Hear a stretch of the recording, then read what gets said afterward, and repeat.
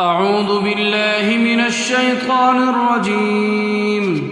بسم الله الرحمن الرحيم. الحمد لله الذي أنزل على عبده الكتاب ولم يجعل له عوجا قيما لينذر بأسا شديدا من لدنه ويبشر المؤمنين الذين يعملون الصالحات أن لهم أجرا حسنا ماكثين فيه أبدا وينذر الذين قالوا اتخذ الله ولدا ما لهم به من علم ولا لآبائهم كبرت كلمة تخرج من أفواههم إن يقولون إلا كذبا فلعلك باخع نفسك على آثارهم إن لم يؤمنوا بهذا الحديث أسفا إنا جعلنا ما على الأرض زينة لها لنبلوهم أيهم أحسن عملا وإنا لجاعلون ما عليها صعيدا جرزا أم حسبت أن أصحاب الكهف والرقيم كانوا من آياتنا عجبا إذ أوى الفتية إلى الكهف فقالوا ربنا آتنا من لدنك رحمة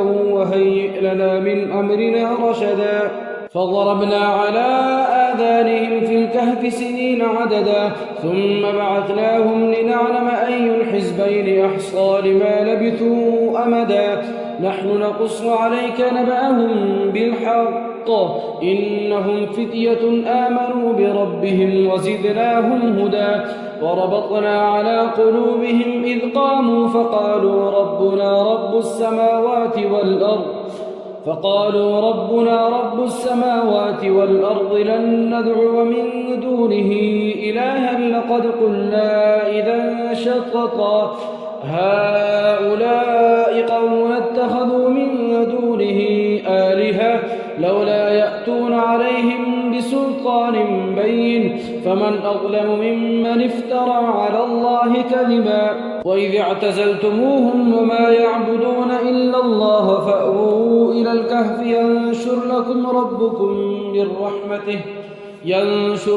ربكم من رحمته ويهيئ لكم من أمركم مرفقا وترى الشمس إذا طلعت تزاور عن كهفهم ذات اليمين وإذا غربت تقرضهم ذات الشمال وهم في فجوة من ذلك من آيات الله من يهد الله فهو المهتد ومن يضلل فلن تجد له وليا مرشدا وتحسبهم أيقاظا وهم رقود ونقلبهم ذات اليمين وذات الشمال وكلبهم باسط ذراعيه بالوصيد لو اطلعت عليهم لوليت منهم فرارا ولملئت منهم رعبا وكذلك بعثناهم ليتساءلوا بينهم قال قائل منهم كم لبثتم قالوا لبثنا يوما أو بعض يوم قالوا ربكم أعلم بما لبثتم فبعثوا أحدكم بورقكم هذه إلى المدينة فلينظر أيها أزكى طعاما فليأتكم برزق منه وليتلطف ولا يشعرن بكم أحدا إنهم إن يظهروا عليكم يرجموكم أو يعيدوكم في ملتهم ولن تفلحوا إذا أبدا وكذلك أعثرنا عليهم ليعلموا أن وعد الله حق وأن الساعة لا ريب فيها إذ يتنازعون بينهم أمرهم فقالوا بنوا عليهم بنيانا ربهم أعلم بهم قال الذين غلبوا على أمرهم لنتخذن عليهم مسجدا سيقولون 3 رابعهم كلبهم ويقولون 5 سادسهم كلبهم رجما بالغيب ويقولون 7 وثامنهم كلبهم قل ربي أعلم بعدتهم ما يعلمهم إلا قليل فلا تمار فيهم إلا مراء ظاهرا ولا تستفت فيهم منهم أحدا ولا تقولن لشيء إني فاعل ذلك غدا إلا أن يشاء الله.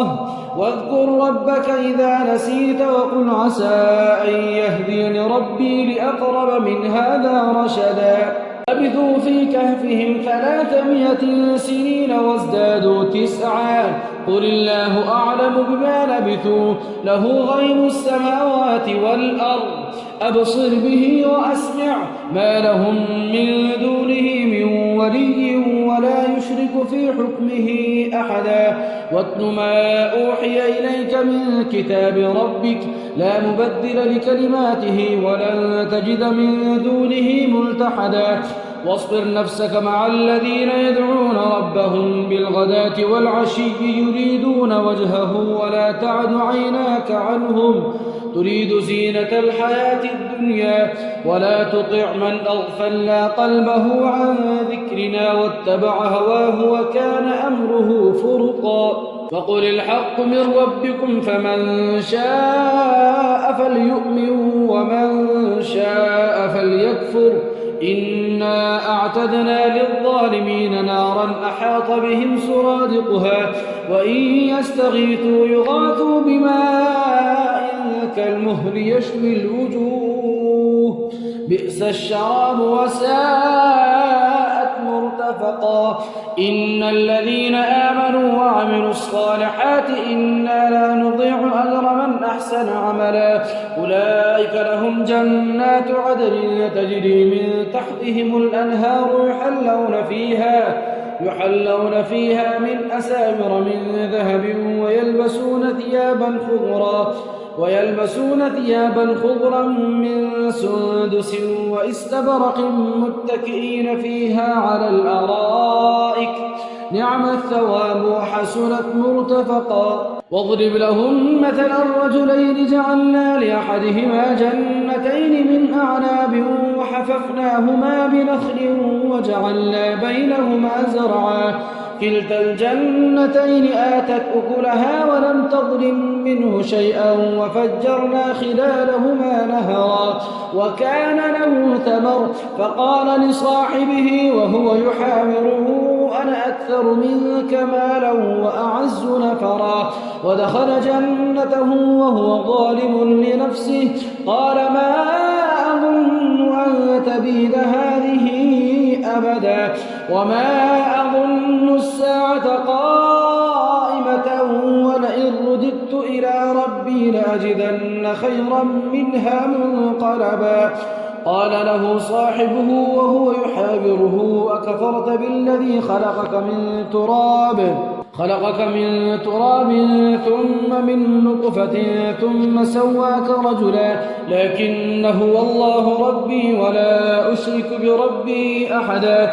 ولولا إذ دخلت جنتك قلت ما شاء الله لا قوة إلا بالله إن ترني أنا أقل منك مالا وولدا فعسى ربي أن يؤتيني خيرا من جنتك ويرسل عليها حسبانا من السماء فتصبح صعيدا زلقا أو يصبح ماؤها غورا فلن تستطيع له طلبا. وأحيط بثمره فأصبح يقلب كفيه على ما أنفق فيها وهي خاوية على عروشها ويقول يا ليتني لم أشرك بربي أحدا. ولم تكن له فئة ينصرونه من دون الله وما كان منتصرا. هنالك الولاية لله الحق هو خير ثوابا وخير عقبا. واضرب لهم مثل الحياة الدنيا كماء إن أنزلناه من السماء فاختلط به نبات الأرض فأصبح هشيما تذروه الرياح وكان الله على كل شيء مقتدرا. المال والبنون زينة الحياة الدنيا والباقيات الصالحات خير عند ربك ثوابا وخير أملا. ويوم نسير الجبال وترى الأرض بارزة وحشرناهم فلم نغادر منهم أحدا وعرضوا على ربك صفا لقد جئتمونا كما خلقناكم خلقناكم أول مرة بل زعمتم أن لن نجعل لكم موعدا ووضع الكتاب فترى المجرمين مشفقين مما فيه ويقولون يا ويلتنا ما لهذا الكتاب لا يغادر صغيرة ولا كبيرة إلا أحصاها ووجدوا ما عملوا حاضرا ولا يظلم ربك أحدا وإذ قلنا للملائكة اسجدوا لآدم فسجدوا إلا إبليس كان من الجن ففسق عن أمر ربه أفتتخذونه وذريته أولياء من دوني وهم لكم عدو بئس للظالمين بدلا ما أشهدتهم خلق السماوات والأرض ولا خلق أنفسهم وما كنت متخذ المضلين عضدا ويوم يقول نادوا شركائي الذين زعمتم فدعوهم فلم يستجيبوا لهم وجعلنا بينهم موبقا ورأى المجرمون النار فظنوا أنهم مواقعوها ولم يجدوا عنها مصرفا ولقد صرفنا في هذا القرآن للناس من كل مثل وكان الإنسان أكثر شيء جدلا وما منع الناس أن يؤمنوا إذ جاءهم الهدى ويستغفروا ربهم إلا أن تأتيهم سنة الأولين أو يأتيهم العذاب قبلا وما نرسل المرسلين إلا مبشرين ومنذرين ويجادل الذين كفروا بالباطل ليدحضوا به الحق واتخذوا آياتي وما أنذروا هزوا ومن أظلم ممن ذكر بآيات ربه فأعرض عنها ونسي ما قدمت يداه إنا جعلنا على قلوبهم أكنة أن يفقهوه وفي آذانهم وقرا وإن تدعهم إلى الهدى فلن يهتدوا إذا أبدا وربك الغفور ذو الرحمة لو يؤاخذهم بما كسبوا لعجل لهم العذاب بل لهم موعد لن يجدوا من دونه موئلا وتلك القرى أهلكناهم لما ظلموا وجعلنا لمهلكهم موعدا وإذ قال موسى لفتاه لا أبرح حتى أبلغ مجمع البحرين أو أمضي حقبا فلما بلغا مجمع بينهما نسيا حوتهما فاتخذ سبيله في البحر سربا فلما جاوزا قال لفتاه آتنا غداءنا لقد لقينا من سفرنا هذا نصبا قال أرأيت إذ أوينا إلى الصخرة فإني نسيت الحوت وما أنسانيه إلا الشيطان أن أذكره واتخذ سبيله في البحر عجبا قال ذلك ما كنا نبغي فارتدا على آثارهما قصصا فوجدا عبدا من عبادنا آتيناه رحمة من عندنا وعلمناه من لدنا علما قال له موسى هل أتبعك على أن تعلمني مما علمت رشدا قال إنك لن تستطيع معي صبرا وكيف تصبر على ما لم تحط به خبرا قال ستجدني إن شاء الله صابرا ولا أعصي لك أمرا قال فإن اتبعتني فلا تسألني عن شيء حتى أحدث لك منه ذكرا فانطلقا حتى إذا ركبا في السفينة خرقها قال أخرقتها لتغرق أهلها لقد جئت شيئا إمرا قال لم أقل إنك لن تستطيع معي صبرا قال لا تؤاخذني بما نسيت ولا ترهقني من أمري عسرا انطلقا حتى إذا لقيا غلاما فقتله قال أقتلت نفسا زكية بغير نفس لقد جئت شيئا نكرا قال لم أقل لك إنك لن تستطيع معي صبرا قال إن سألتك عن شيء بعدها فلا تصاحبني قد بلغت من لدني عذرا فانطلقا حتى إذا أتيا أهل قرية استطعما أهلها فأبوا أن يضيفوهما فوجدا فيها جدارا يريد أن ينقض فأقامه.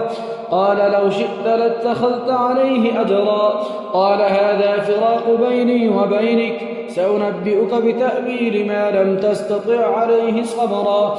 أما السفينة فكانت لمساكين يعملون في البحر فأردت أن أعيبها وكان وراءهم ملك يأخذ كل سفينة غصبا. وأما الغلام فكان أبواه مؤمنين فخشينا أن يرهقهما طغيانا وكفرا، فأردنا أن يبدلهما ربهما خيرا منه زكاة وأقرب رحما. وأما الجدار فكان لغلامين يتيمين في المدينة وكان تحته كنز لهما وكان أبوهما صالحا، فأراد ربك أن يبلغا أشدهما ويستخرجا كنزهما رحمة من ربك، وما فعلته عن أمري، ذلك تأويل ما لم تسطع عليه صبرا. ويسألونك عن ذي القرنين قل سأتلو عليكم منه ذكرا. إنا مكنا له في الأرض وآتيناه من كل شيء سببا فأتبع سببا حتى إذا بلغ مغرب الشمس وجدها تغرب في عين حمية ووجد عندها قوما. قلنا يا ذا القرنين إما أن تعذب وإما أن تتخذ فيهم حسنا. قال أما من ظلم فسوف نعذبه ثم يرد إلى ربه فيعذبه عذابا نكرا. وأما من آمن وعمل صالحا فله جزاء الحسنى وسنقول له من أمرنا يسرا. ثم أتبع سببا حتى إذا بلغ مطلع الشمس وجدها تطلع على قوم لم نجعل لهم من دونها سترا. كذلك وقد أحطنا بما لديه خبرا. ثم أتبع سببا حتى إذا بلغ بين السدين وجد من دونهما قوما لا يكادون يفقهون قولا. قالوا يا ذا القرنين إن يأجوج ومأجوج مفسدون في الأرض فهل نجعل لك خرجا على أن تجعل بيننا وبينهم سدا. قال ما مكنني فيه ربي خير فأعينوني بقوة أجعل بينكم وبينهم ردما. آتوني زبر الحديد حتى إذا ساوى بين الصدفين قال انفخوا حتى إذا جعله نارا قال آتوني أفرغ عليه قطرا. فما استطاعوا أن يظهروه وما استطاعوا له نقبا. قال هذا رحمة من ربي فإذا جاء وعد ربي جعله دكا وكان وعد ربي حقا. وتركنا بعضهم يومئذ يموج في بعض ونفخ في الصور فجمعناهم جمعا. وعرضنا جهنم يومئذ للكافرين عرضا. الذين كانت أعينهم في غطاء عن ذكري وكانوا لا يستطيعون سمعا. أفحسب الذين كفروا أن يتخذوا عبادي من دوني أولياء إنا أعتدنا جهنم للكافرين نزلا. قل هل ننبئكم بالأخسرين أعمالا الذين ضل سعيهم في الحياة الدنيا وهم يحسبون أنهم يحسنون صنعا. أولئك الذين كفروا بآيات ربهم ولقائه فحبطت أعمالهم فلا نقيم لهم يوم القيامة وزنا. ذلك جزاؤهم جهنم بما كفروا واتخذوا آياتي ورسلي هزوا. إن الذين آمنوا وعملوا الصالحات كانت لهم جنات الفردوس نزلا خالدين فيها لا يبغون عنها حولا. قل لو كان البحر مدادا لكلمات ربي لنفد البحر قبل أن تنفد كلمات ربي ولو جئنا بمثله مددا. قل إنما أنا بشر مثلكم يوحى إلي أنما إلهكم إله واحد فمن كان يرجو لقاء ربه فليعمل عملا صالحا ولا يشرك بعبادة ربه أحدا.